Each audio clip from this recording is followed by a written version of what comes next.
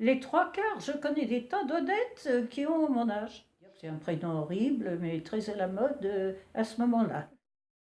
Et ben maintenant, je suis plus à la mode, mais voilà que ça revient. Je suis née à la Buisse, dans un vieux château appartenant à mon oncle.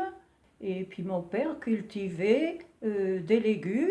Et bien, il vivait avec le jardinage. Mon père avait une voiture, je ne dirais pas une des premières voitures, mais en 1928, c'était quand même un peu les débuts, hein. J'étais donc la seconde de la famille, puisque ma sœur avait, on avait 13 mois de différence. Elisabeth, oui.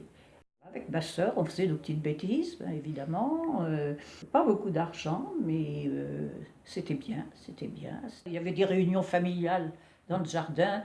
Ben, c'était très amusant parce que c'était tous des gens très intelligents. On riait beaucoup, quoi, voilà. Puis c'était pas notre époque, quoi. C'était la tranquillité, le calme. Ça n'a plus rien à voir avec la vie actuelle. Et puis ben, là-dessus est arrivée la guerre de 40. Alors là, la guerre de 40, vaut mieux passer ça sous silence. On avait de la peine pour s'habiller, on mangeait mais que des horreurs, on ne pouvait pas se chauffer, il faisait un froid sibérien au début de la guerre, on était déjà, j'allais dire, je ne sais pas, surveillés. Quand on est entré en guerre, je m'en rappelle, on disait attention, les Allemands vont arriver, ils vont tous nous tuer, les gens partaient dans la campagne, on avait tellement raconté de choses. Mes tantes étaient parties en laissant toutes les nourritures dans, dans les assiettes. Les Allemands sont presque arrivés en même temps. Quand elles ont vu qu'on ne tuait pas tout le monde, elles préféraient rentrer chez elles. Je me rappelle une chose qui m'avait beaucoup frappée. Notre zone a dû être occupée en 1944. Il y a eu donc l'arrivée des Allemands. Ça me sidérait de voir, ils étaient tous beaux, ils étaient tous blonds.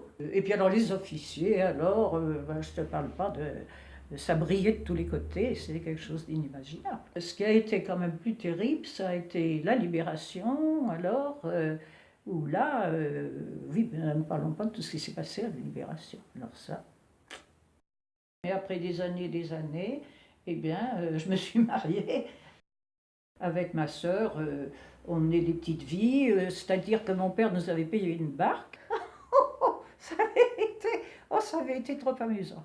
On se réunissait avec tout un tas de petits jeunes gens, on se baignait. Moi, j'ai même traversé la Saône, mon Dieu. C'est du reste là où j'ai connu mon mari. On était beaux, on était charmants, on était beaucoup de succès, et puis voilà. Et maintenant, eh ben, on est une vieille personne complètement. Ouais.